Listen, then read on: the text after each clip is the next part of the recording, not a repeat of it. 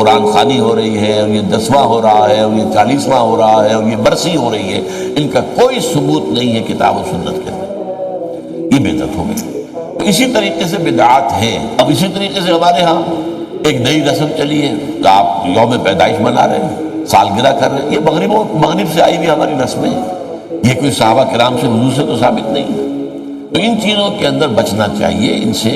البتہ یہ ہے کہ ایک ہے کہ جو سائنس کی ڈیولپمنٹ سے، اب کوئی کہتے ہیں صاحب پھر آپ ریل گاڑی میں سفر کیوں کرتے ہیں، وہ تو صحابہ کے اور حضور کے، یہ سائنس کی ترقی سے جو چیزیں آئی ہیں یہ بالکل دوسری چیزیں ہیں، ان میں ثواب کا معاملہ نہیں ہے۔ تو آپ کی ایک ضرورت ہے جو پوری ہو رہی ہے، وہ آپ ہوائی جہاز میں سفر کریں، ٹرین میں سفر کریں، کار میں سفر کریں، یہ جدید ترقیات ہیں، ان سے فائدہ اٹھانا ہے، یہ اور بات ہے۔ لیکن دین میں کوئی نئی چیز جو حضور اور صحابہ سے ثابت نہ ہو اور اس کو آپ حصول ثواب کی نیت سے کریں، وہ بدعت ہے۔